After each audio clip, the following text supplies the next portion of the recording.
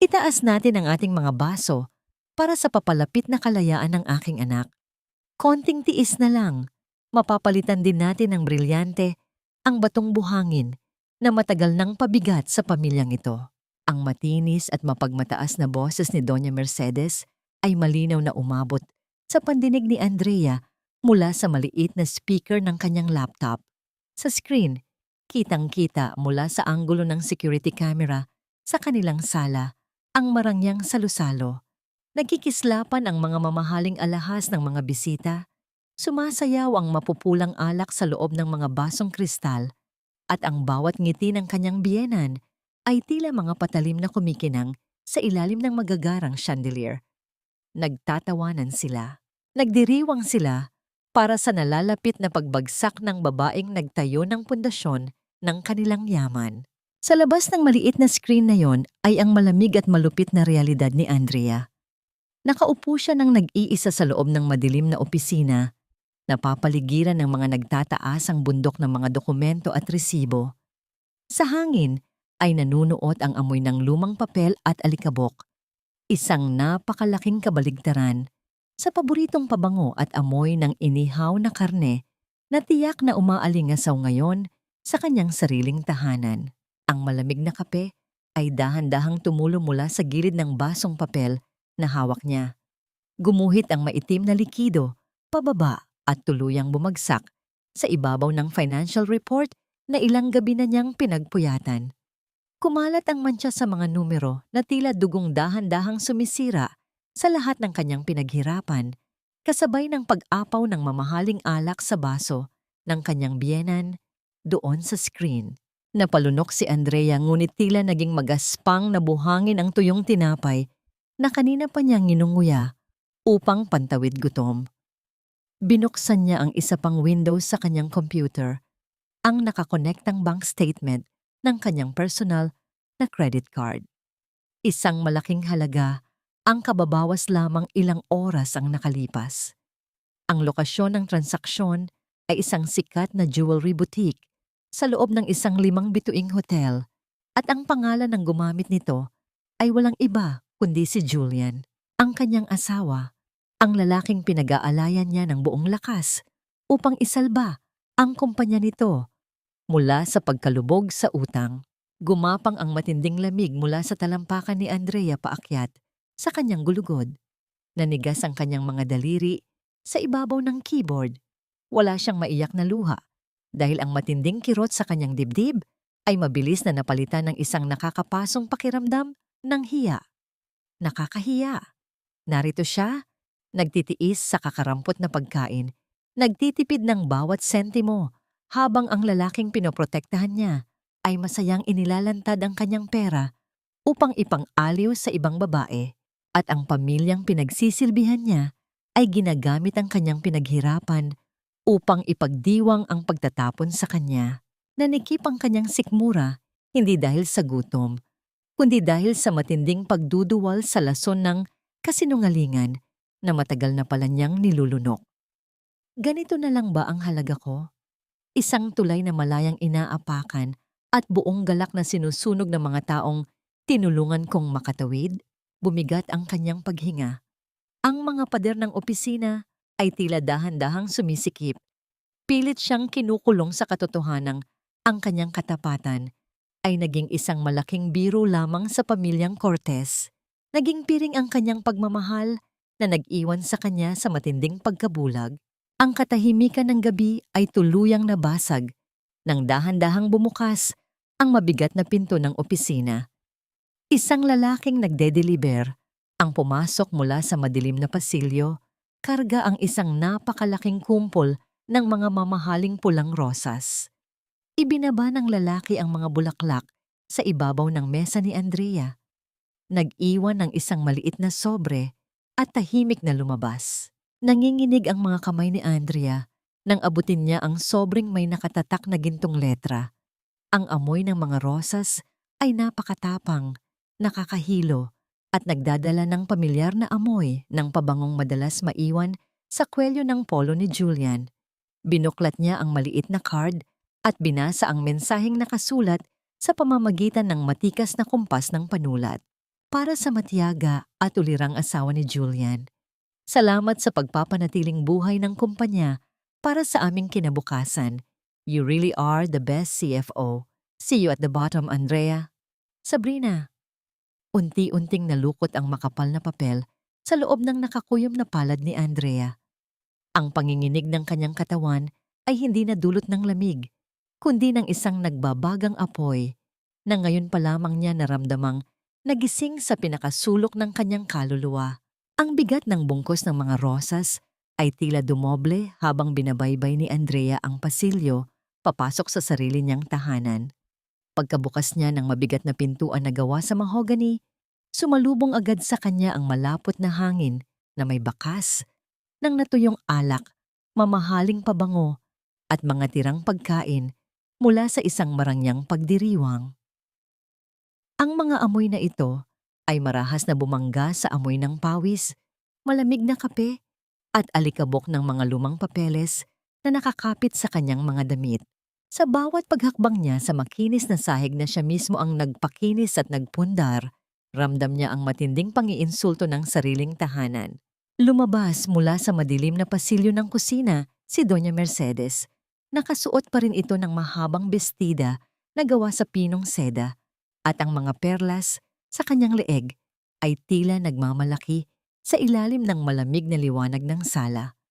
May bitbit itong maliit na pinggan na naglalaman ng mga lamig na piraso ng karne at tumigas na keso, mga tirang ebidensya ng pagdiriwang na inialay para sa pagbagsak ni Andrea.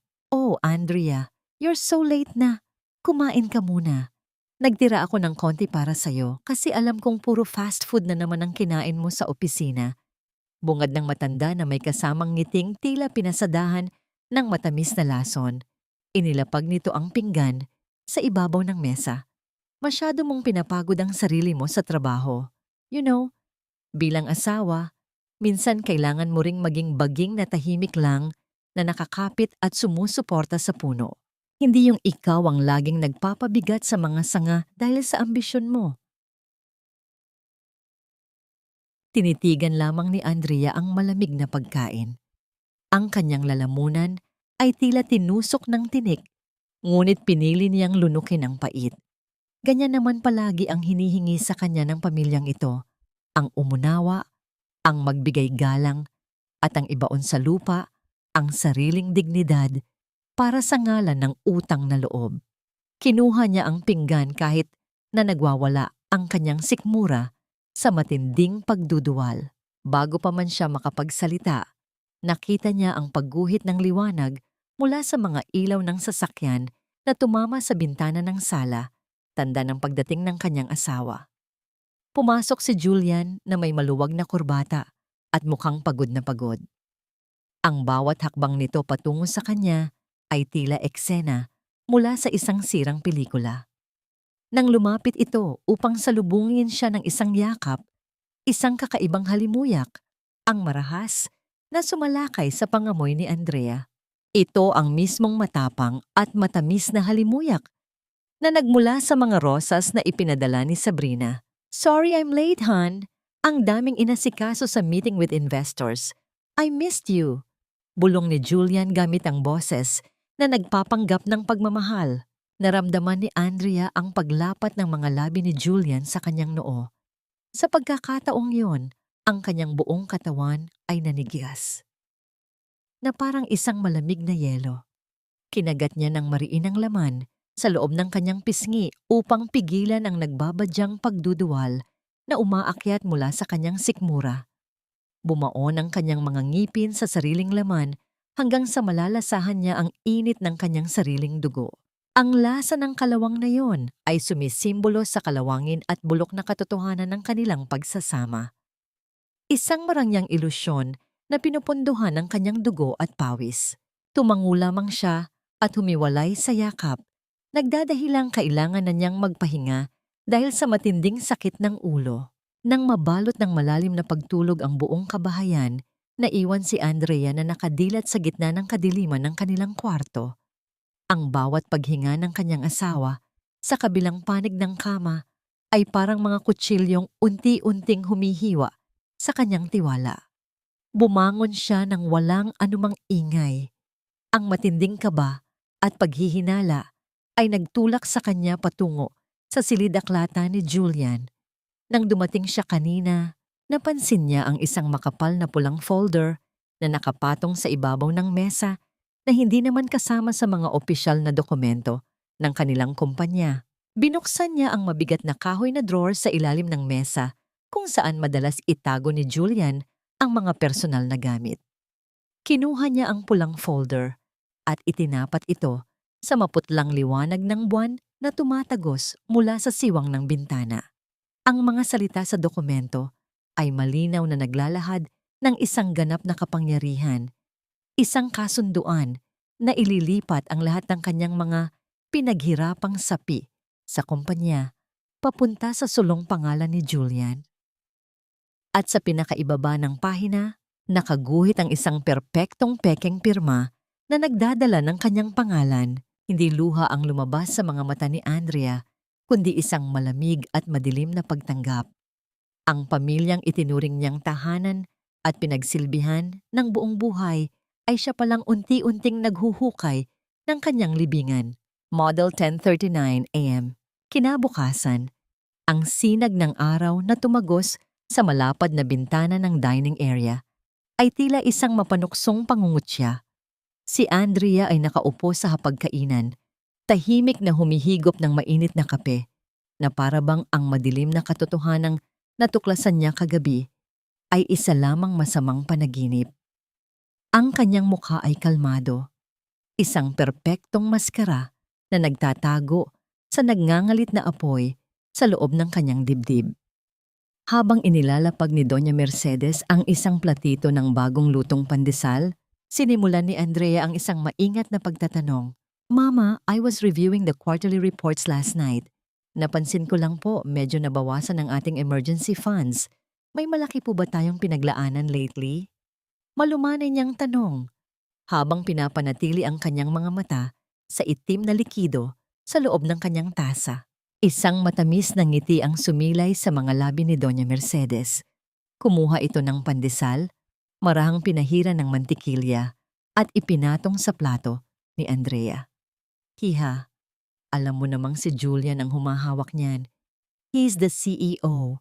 He knows what's best for the family. Huwag mong masyadong isipin ang mga numero. Nakakatanda yan. You know, noong una kang dalhin ni Julian dito, wala ka ni isang kusing. Itinuring ka namin na parang tunay na anak. Ang lahat ng tinatamasa mo ngayon ay dahil sa pangalan at kabutihan ng pamilya Cortez. A little trust and a lot of gratitude. Iyan lang naman ang hinihiling namin sa'yo. Ang utang na loob ay isang yaman na hindi kayang bilhin ng pera, Andrea.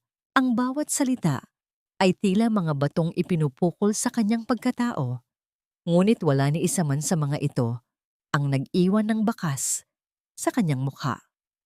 Tumango lamang siya, kinuha ang pandesal at kinagatan ito na para bang nilalasap ang bawat butil ng pagkaalipusta.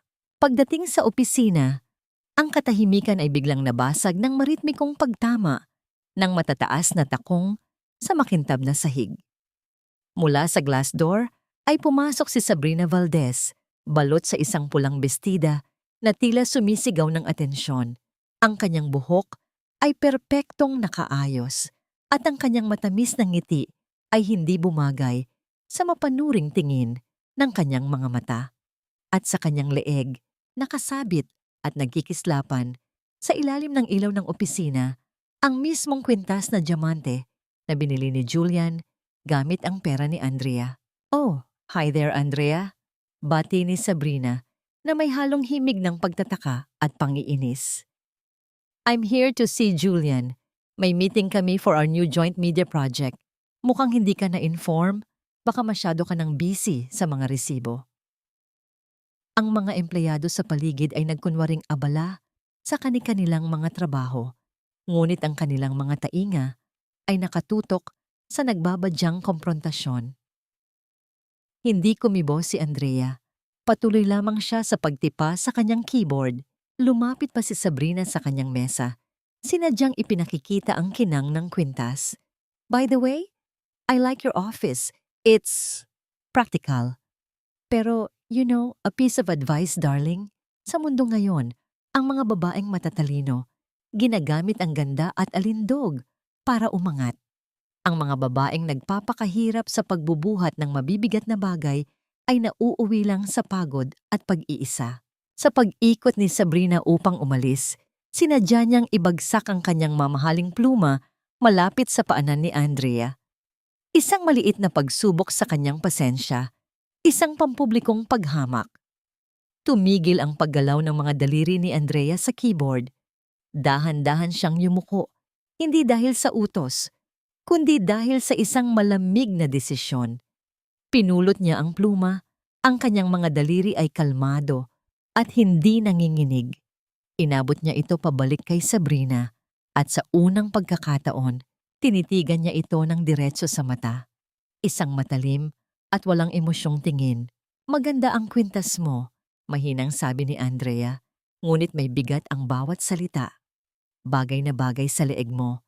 Sa isip niya, idinugtong niya ang mga salitang hindi niya kayang bigkasin ng malakas. Isang leeg na malapit nang sakali ng sarili nitong kasakiman. Tila natinag si Sabrina sa hindi inaasahang reaksyon. Kinuha niya ang pluma at nagmamadaling tumalikod. Nang gabing iyon, sa gitna ng katahimikan ng kanyang opisina, matapos umalis ang lahat ng tao, muling binuksan ni Andrea ang kanyang telepono. Hinanap niya ang isang pangalan na 5 taon na niyang hindi tinatawagan. Isang pangalan na pilit niyang ibinaon sa limot. Mula nang piliin niya si Julian, nanginginig ang kanyang hintuturo habang nakatitig sa screen. Ngunit ngayon, ang pag-aalinlangan ay napalitan ng isang desperadong pangangailangan para sa isang kakampi. Pinindot niya ang mga numero sa screen. Pagkatapos ng ilang sandali, isang pamilyar at mahinahong boses ng lalaki ang sumagot. Mula sa kabilang linya, isang boses na hindi nabahiran ng pagtataka, kundi ng isang matagal ng paghihintay. Matagal ko nang hinihintay ang tawag na ito. Mula pa noong araw na pinakasalan mo siya, CFO. Ang tagpuan ay isang maliit at lumang kainan sa kanto ng isang tahimik na kalye kung saan ang amoy ng usok mula sa uling at ang init ng kumukulong sabaw ay nagpapaalala sa isang panahong mas simple ang lahat. Doon naghihintay si Attorney Luis Herrera. Ang kanyang presensya ay tila isang matibay na haligi sa gitna ng magulong mundo ni Andrea. Nang magtagpo ang kanilang mga mata, walang kailangang sabihin. Ang bigat ng 5 taong pananahimik ay unti-unting natunaw sa init ng tapat na pagkakaibigan. You haven't changed much, Andrea. Still the same woman who carries the world on her shoulders. Punang mahinhin ni Luis habang iniaabot ang isang baso ng maligamgam na tubig. Hindi nakasagot agad si Andrea. Ang bawat lulon niya ng tubig ay tila may kasamang bubog.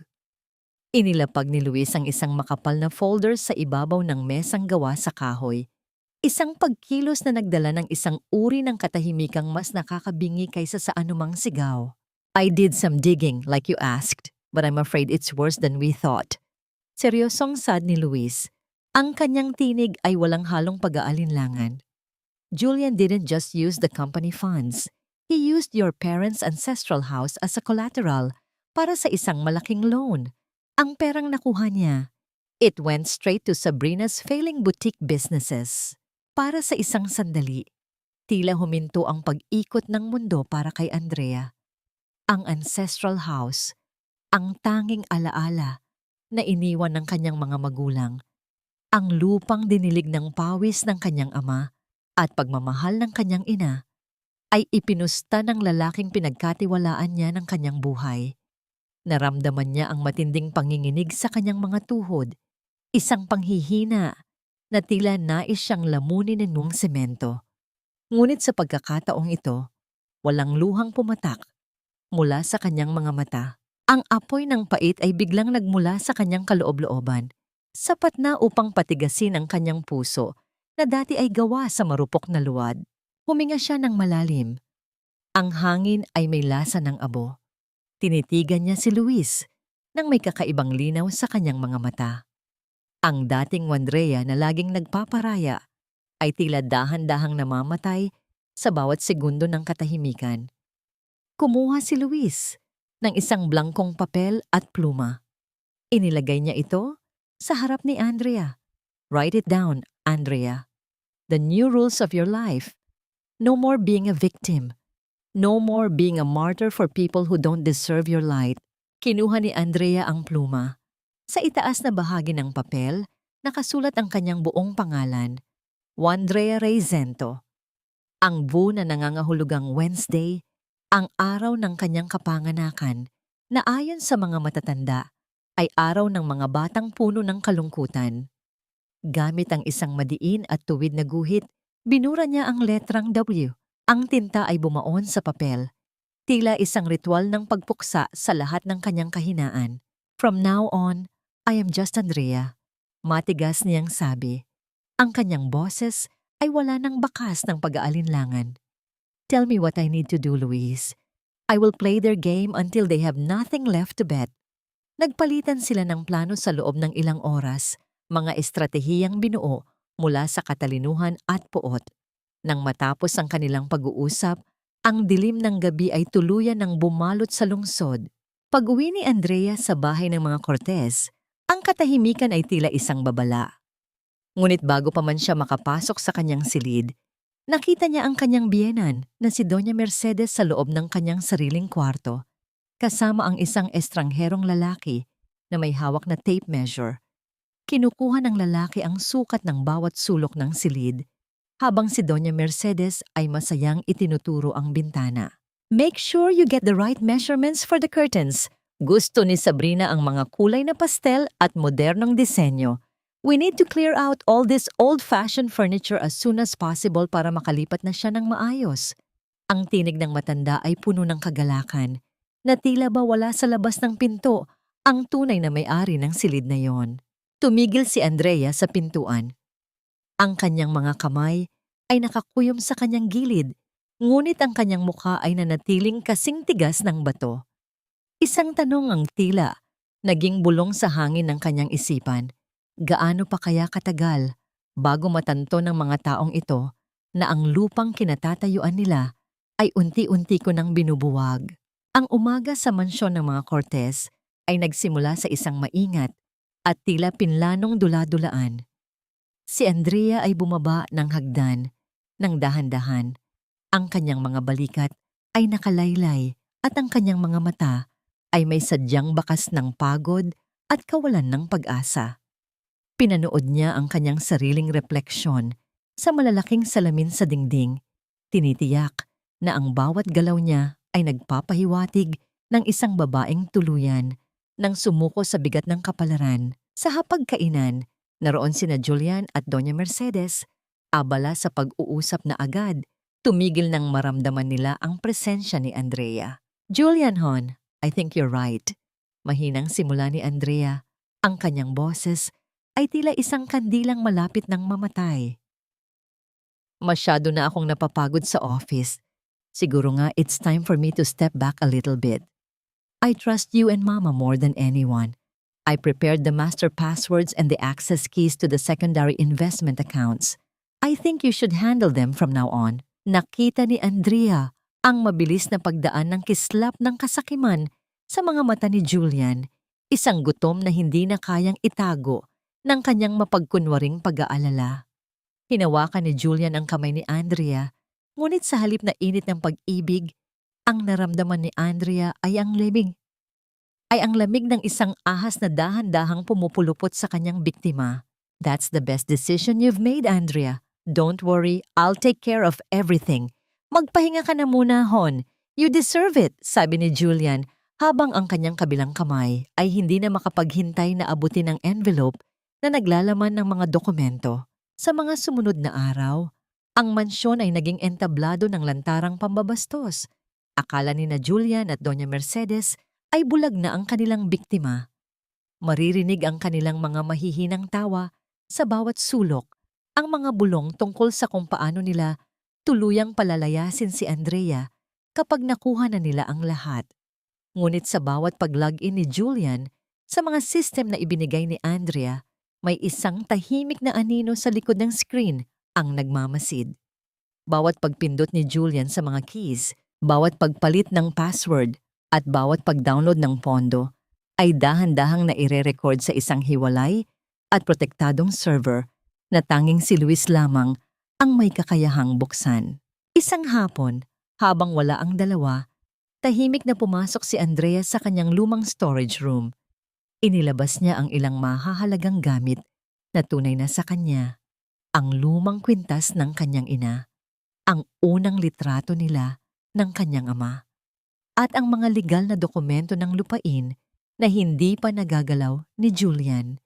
Isa-isa niya itong ibinalot sa makapal na tela at inilagay sa isang matibay na kahon. Wala siyang ititira sa bahay na ito, kundi ang mga gamit na binili ng pera dahil ang kanyang kaluluwa at alaala ay hindi karapat-dapat na manatili sa isang lugar na puno ng dumi.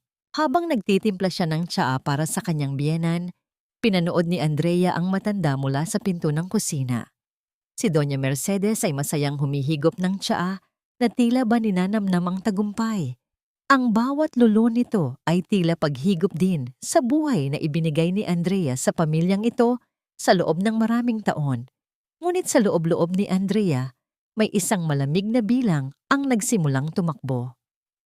"Masarap ba ang tsaa, Mama?" tanong ni Andrea habang lumalapit. "Napakasaya ko ngayong araw, Andrea. Pakiramdam ko, maaliwalas na ang hinaharap ng pamilyang ito," sagot ng matanda nang hindi man lang tumitingin sa kanya. Bumalik si Andrea sa kanyang silid at isinarado ang pinto. Inilabas niya ang isang maliit na device na nagpapakita ng real-time monitoring ng lahat ng bank accounts ng kumpanya. Sa loob ng ilang araw, naging malakas ang loob ni Julian at Doña Mercedes. Akala nila ay sila ang nagpapatakbo ng laro. Biglang nagbago ang kulay sa screen ng kanyang monitor. Isang babalang kulay pula ang nagsimulang kumislap. Hudyat ng isang napakalaking transaksyon na hindi dumaan sa normal na proseso ng kumpanya. Ang mga numero sa screen ay tila mga mabilis na tumatakbong mga sundalo ng pagkawasak. Ang kabuuang halaga ay 50 milyong piso. Ang destinasyon? Isang offshore account sa pangalan ni Sabrina Valdez. Naramdaman ni Andrea ang pagbilis ng tibok ng kanyang puso, hindi dahil sa takot, kundi dahil sa wakas ay nahulog na rin ang huling piraso ng kanyang bitag. Ang kabaliwan ng kanyang asawa sa pag-ibig sa ibang babae ang naging pinakamabilis na paraan upang hatulan ang sarili nitong kapalaran. Ang perang yon ay hindi lamang basta pondo. Iyon ang huling natitirang hininga ng kumpanyang kinuha ni Julian mula sa kanyang mga kamay. Isang mensahe ang lumabas sa kanyang telepono mula kay Luis. "The bait has been taken.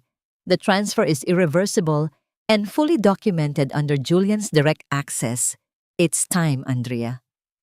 Tumingin si Andrea sa madilim na labas ng bintana. Ang gabi ay tila mas lalong tumahimik, isang katahimikang nagbabadya ng isang dilubyong walang sinuman sa pamilya Cortez ang nakahanda. Ang gabi ay tila isang mahabang buntong hininga ng kalikasan bago ang isang malakas na pagsabog. Sa loob ng isang maliit na kwartong puno ng mga monitor at naglalakas ang tunog ng mga fan ng computer, sina Andrea at Luis ay hindi alintana ang paglipas ng oras. Ang tanging nagbibigay ng liwanag sa kanilang mga muka ay ang asul na sinag mula sa mga screen na nagpapakita ng libu-libong linya ng mga financial codes.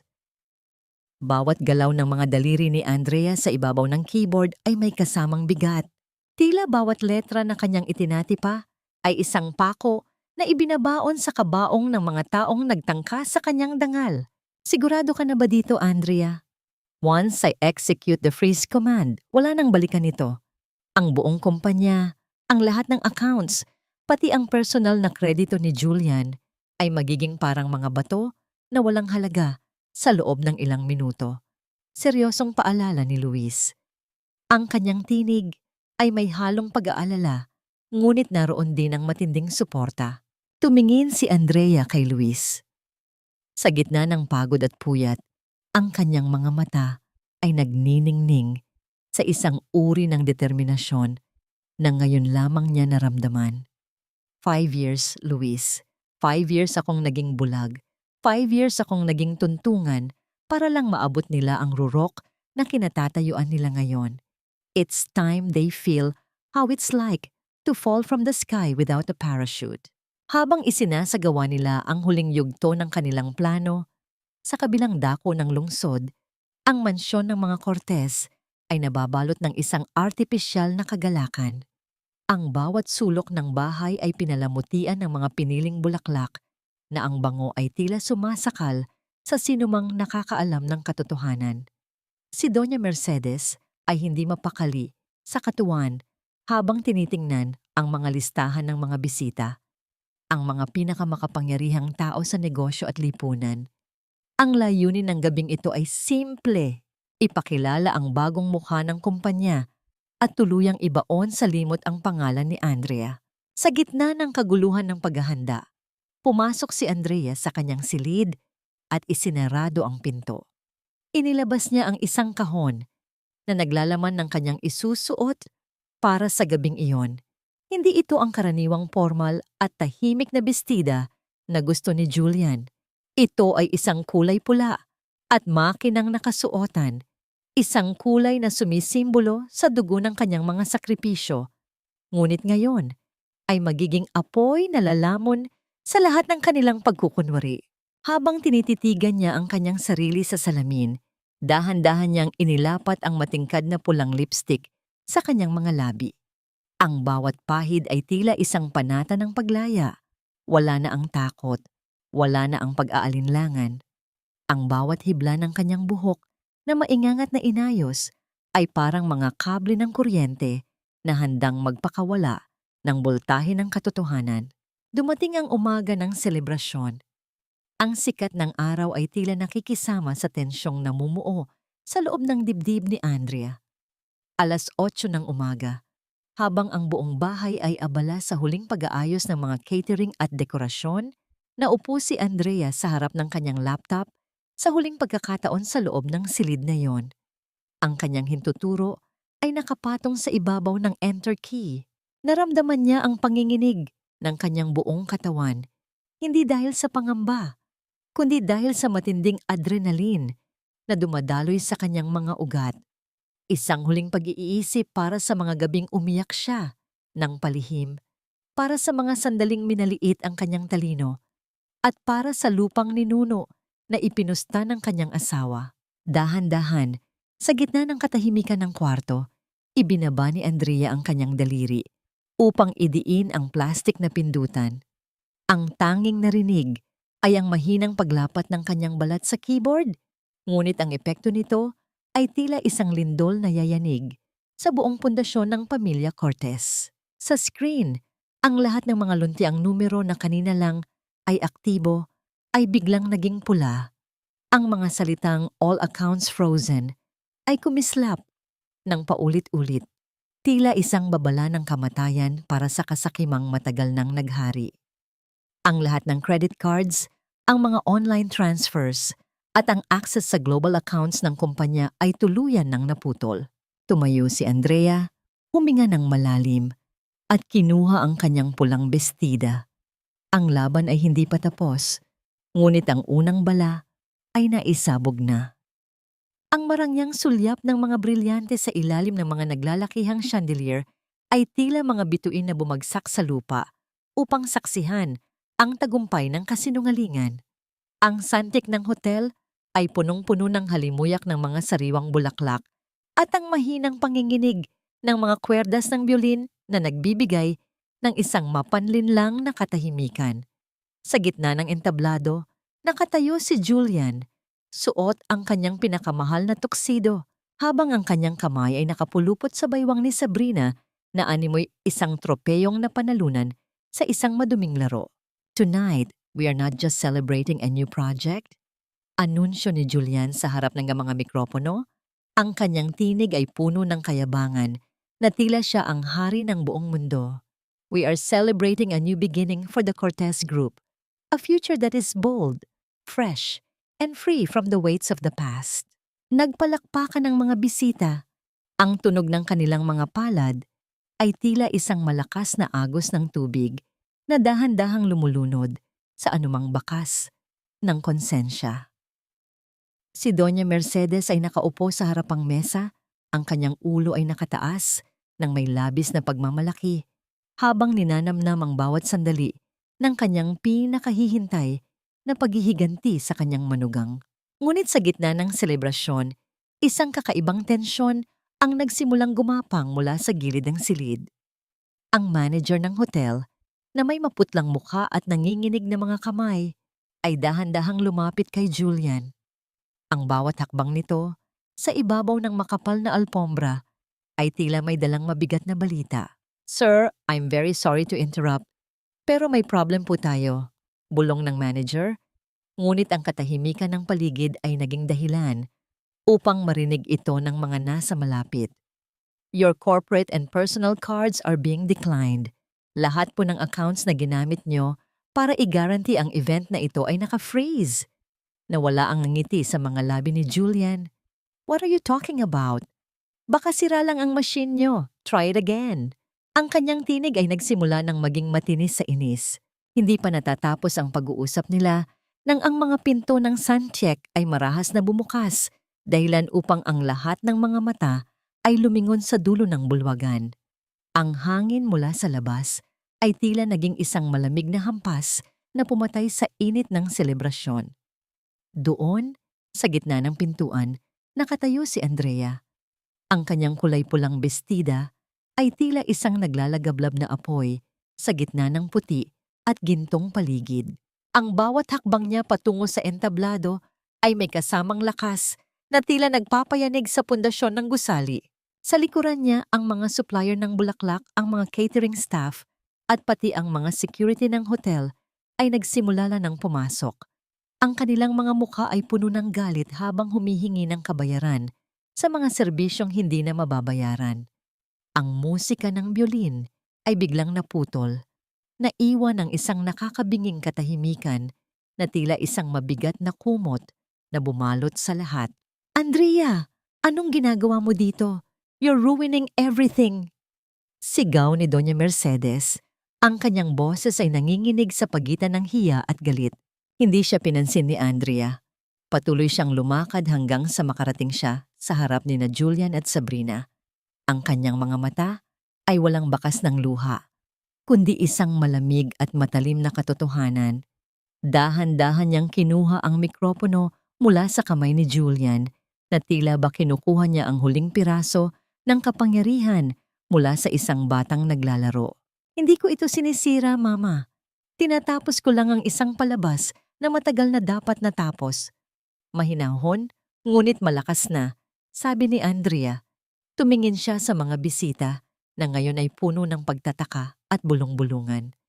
"Lahat ng inyong nakikita ngayon, ang alak na iniinom nyo, ang musikang inyong narinig, pati ang mga brilyanteng suot ng babaeng ito, ay binayaran gamit ang perang ninakaw mula sa akin at sa kumpanyang binuo ko. At ngayon, ang perang yon ay wala na. Dahil ang lahat ng accounts ay nasa ilalim na ng kontrol ng batas." Lumingon si Andrea kay Sabrina, na ngayon ay namumutla at pilit na nagtatago sa likod ni Julian. Sa isang mabilis at matatag na pagkilos, hinawakan ni Andrea ang kwintas na diamante sa leeg ni Sabrina. Naramdaman ni Sabrina ang lamig ng mga daliri ni Andrea na tila isang bakal na nakapalupot sa kanyang balat. "The necklace looks beautiful on you," bulong ni Andrea sa harap ng lahat. Ang kanyang boses ay puno ng pait.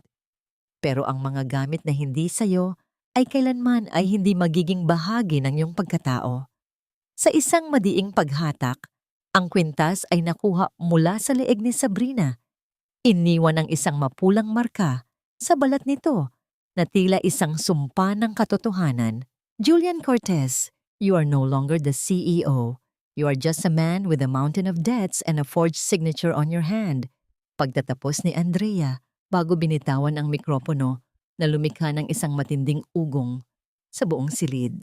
Ang katahimikan sa loob ng malawak na bulwagan ay naging kasing talim ng isang bagong hasang kutsilyo, humihiwa sa bawat hininga ng mga taong naroroon. Ang mga bisitang kanina lamang ay puno ng tawanan, ay tila naging mga estatwang gawa sa yelo.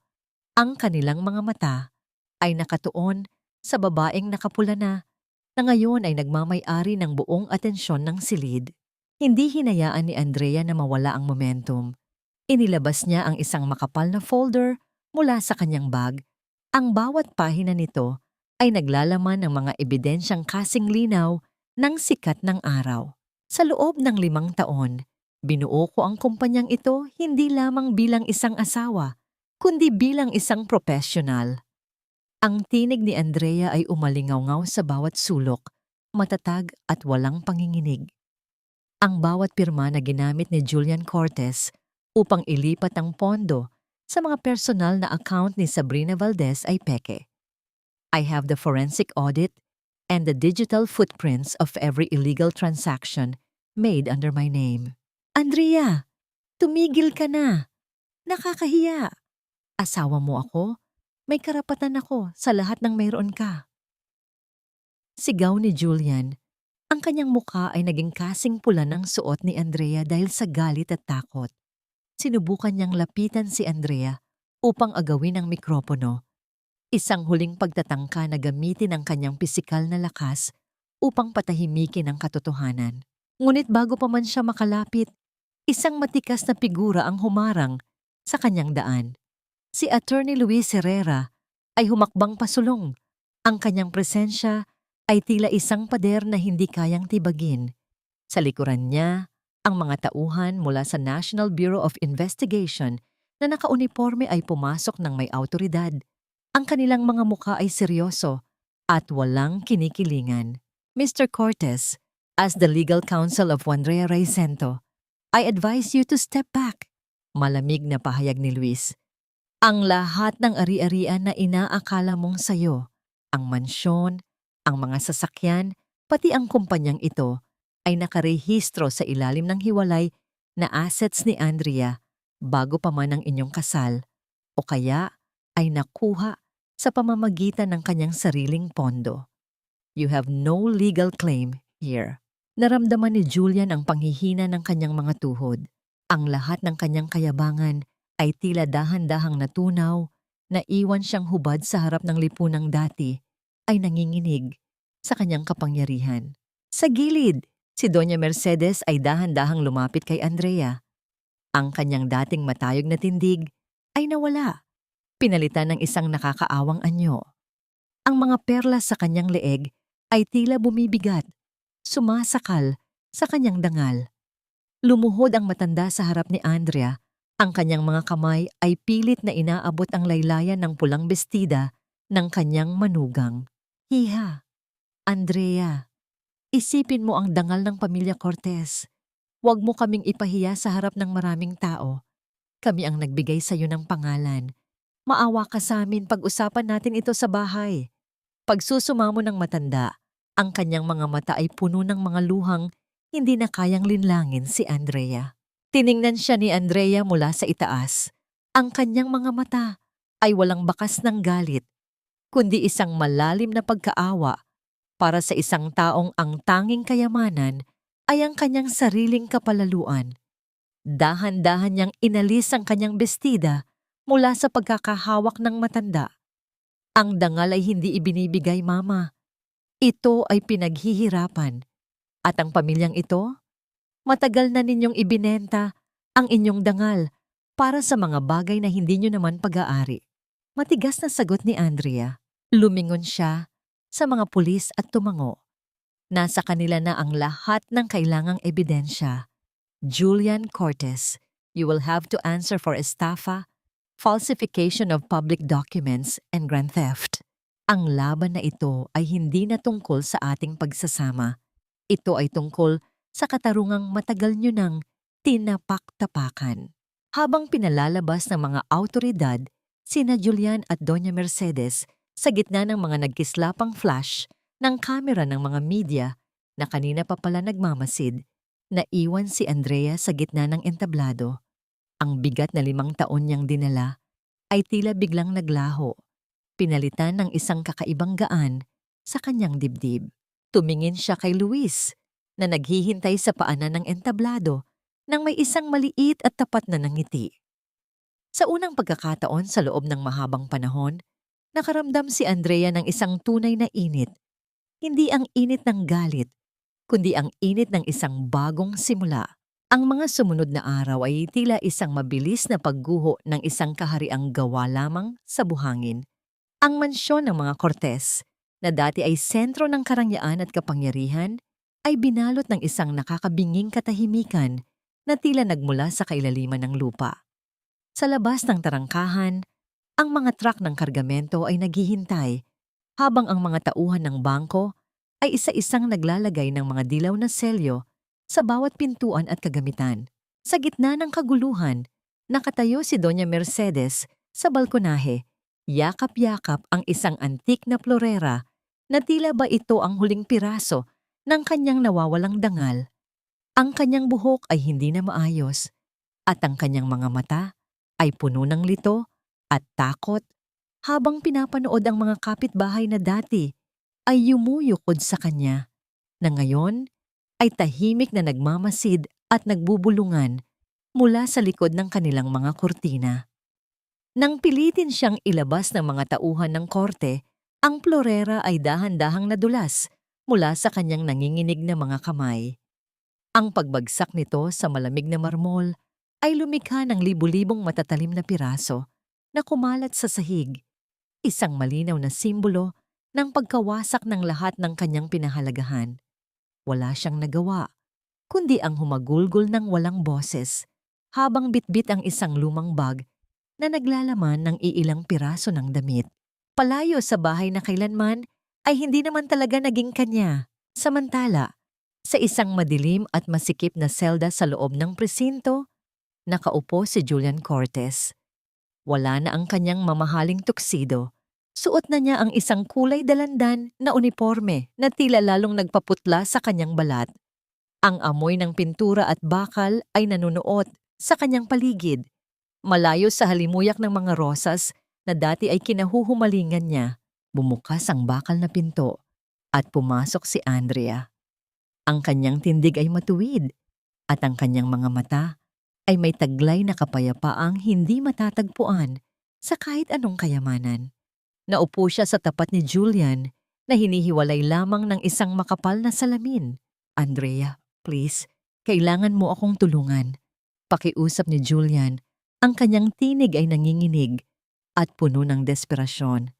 Sabrina, she's gone. Kinuha niya ang lahat ng perang inilipat ko sa account niya. Niloko niya ako, Andrea. Pag-isipan mo ang pinagsamahan natin. I know I made a mistake pero mahal pa rin kita. Tinitigan siya ni Andrea ng matagal. Nararamdaman niya ang isang bahagyang kirot sa kanyang puso, ngunit hindi na ito ang kirot ng pag-ibig, kundi ang kirot ng pagkaawa sa isang taong hindi alam ang tunay na kahulugan ng katapatan. Hindi kanya niloko, Julian. Ibinigay mo sa kanya ang lahat ng iyon ng buong laro dahil sa iyong sariling kasakiman. Mahinahong sagot ni Andrea. Ang pagkakamali mo ay hindi ang pagpili sa kanya, kundi ang pag-aakalang ang isang pusong mapanlinlang ay makakahanap ng tapat na pag-ibig sa gitna ng pagnanakaw. Inilapit ni Andrea ang kanyang mukha sa salamin. Mahal mo ako? No, Julian. Mahal mo ang pakinabang na nakukuha mo sa akin. Mahal mo ang seguridad na ibinigay ko sa iyo habang ikaw ay abala sa pagpapakasasa. Ang taong mahal mo ay ang sarili mo lang. Inilabas ni Andrea ang mga huling dokumento ng kanilang annulment at idinikit ito sa salamin. Pirmahan mo ito. Ito na ang huling ugnayang meron tayo. Huwag kang mag-alala para sa mama mo. Dinala ko siya sa isang disenteng nursing home na sapat para sa kanyang pangangailangan. Ngunit huwag niyo nang asahan ang buhay reyna na dati ninyong ninanakaw mula sa pawis ko. Napayuko si Julian. Ang kanyang mga balikat ay nanginig sa pagtangis na wala ng silbi. Pinanood ni Andrea ang kanyang asawa na pirmahan ng dokumento gamit ang kamay na dati ay ginagamit sa paggawa ng kasalanan. Pagkatapos nito, tumayo si Andrea. Ang bigat ng 5 taong pananahimik at pagtitiis ay tuluyan ng naglaho kasabay ng pagtalikod niya sa lalaking naging kulungan ng kanyang kaluluwa. Paglabas niya ng presinto, ang sariwang hangin ng hapon ay tila isang banayad na haplos sa kanyang mukha. Sa di kalayuan, nakasandal sa kanyang sasakyan si Luis, naghihintay ng may pasensya at paggalang. "Tapos na ba?" tanong ni Luis, habang lumalapit sa kanya. "Ngayon pa lang magsisimula, Luis," sagot ni Andrea ng may kasamang tunay na ngiti. "Ngayon pa lang magsisimula ang buhay ko." 1 taon ang mabilis na lumipas, tila isang agos ng ilog na dahan-dahang tinatangay ang mga dumi ng nakaraan upang bigyang daan ang malinaw at payapang tubig. Ang sikat ng araw sa umagang ito ay hindi na kasing talim ng dati. Ito ay may kasamang lambot na tila humahaplos sa mga lamat ng puso ni Andrea na ngayon ay dahan-dahan nang naghihilom. Sa loob ng isang bagong opisina na matatagpuan sa isang gusaling puno ng liwanag, nakaupo si Andrea sa harap ng kanyang sariling mesa. Ang amoy ng sariwang brewed na kape ay humahalo sa amoy ng mga bagong limbag na libro at ang bango ng mga sariwang puting liryo sa gilid ng kanyang bintana. Ang kanyang pangalan sa pintuan ay hindi na lamang nakasulat sa isang pirasong papel, kundi nakaukit sa isang makintab na plaka, Wandrea Reizento, Financial Strategist at Women's Rights Advocate. Isang kliyente, isang babaeng may mga matang puno ng takot na katulad ng sa kanya noon, ang dahan-dahang tumayo at nagpasalamat. "Thank you so much, Miss Andrea. I thought I was going to lose everything, pati ang dignity ko." Bulong ng babae habang mahigpit na hawak ang mga dokumentong magliligtas sa kanyang kinabukasan. "You're not just saving your money, Hija. You're reclaiming your voice," sagot ni Andrea ng may tapat na ngiti. "Never let anyone make you feel small for being kind. Just remember to keep your eyes open while your heart is giving." Pagkatapos ng kanyang huling appointment, lumabas si Andrea upang saglit na maglakad-lakad sa parke, malapit sa kanyang opisina. Habang lulan ng kanyang sasakyan, nadaanan niya ang isang mataong palengke sa gilid ng kalsada. Doon, sa gitna ng ingay ng mga nagtitinda at ang amoy ng mga lantang gulay, nakita niya ang isang pamilyar na figura, si Doña Mercedes, na ngayoy balot ng isang kupas na bandana at suot ang isang lumang duster, ay masusing nakikipagtawaran para sa isang tumpok ng maliliit na kamatis. Ang mga kamay na dati ay tanging mga brilyante lamang ang hinahawakan ay ngayon ay puno ng mantsa ng lupa at pagod. Wala na ang mga perlas, wala na ang mga bisitang humahanga sa kanya. Ang tanging natira sa kanya ay ang alaala ng isang karangyaang hindi niya pinaghirapan. Hindi huminto si Andrea. Hindi siya nakaramdam ng galit, kundi isang malalim na katahimikan. Alam niyang si Julian ay nasa loob pa rin ng pasilidad ng gobyerno, nagbabayad sa bawat sentimong ninakaw nito, habang si Sabrina ay balita, ay nagtatago sa malalayong probinsya dahil sa mga utang na iniwan nito. Ang batas ng universo ay hindi natutulog. Ang bawat itinanim ay may kaukulang anihan. Pagbalik niya sa parke, isang pamilyar na figura ang nakatayo, malapit sa isang malaking puno ng nara. Si Luis, suot ang kanyang simpleng polo, ay nakatingin sa malayo habang pinapanood ang mga batang nagtatakbuhan. Nang maramdaman nito ang paglapit ni Andrea, lumingon ito at ang kanyang mga mata ay kuminyang sa ilalim ng dapit hapon. "You look peaceful today, Andrea," puna ni Luis habang iniaabot ang isang baso ng paborito niyang chamomile tea. "I am Luis. In fact, I've decided to use my full name again. Wandrea," sabi niya habang ninanamnam ang init ng baso sa kanyang palad. Sabi nila, ang mga Wednesday children ay puno ng dusa. Pero sa tingin ko, ang dusa ay paghahanda lang para sa mas matibay na pundasyon. Tumabi si Luis sa kanya, sapat na malapit upang maramdaman ni Andrea ang init ng presensya nito. Ngunit may sapat na distansya bilang tanda ng paggalang sa kanyang rangyoy. Then, cheers to Andrea, ang babaeng hindi lang nakaligtas sa bagyo, kundi natutong sumayaw sa gitna ng ulan. Dahan-dahang dumampi ang mga daliri ni Luis sa likod ng kamay ni Andrea, Isang banayad na haplos na tila isang tanong na naghihintay ng sagot sa tamang panahon. Hindi iniwas ni Andrea ang kanyang kamay. Hinayaan niyang manatili ang koneksyong yun. Isang munting kislap ng pag-asa na hindi na kailangang madaliin. Habang ang araw ay dahan-dahang lumulubog, nagkukulay kahel at lila ang buong kalangitan. Ang tunay na paghilom ay hindi nangangahulugang mawawala ang mga peklat. Ito ay ang pagtanggap na ang mga peklat na yon ay bahagi na ng isang mas maganda at mas matatag na bersyon ng iyong sarili. Si Wandrea Reizento ay hindi na tumatayo sa anino ng kahit sino. Siya na ngayon ang sarili niyang liwanag, sapat na maliwanag, upang gabayan ang iba pang mga babaeng naliligaw sa dilim. At sa huling pagkakataon, ang kanyang hininga ay naging isang mahaba at malayang buntong hininga ng kaligayahan.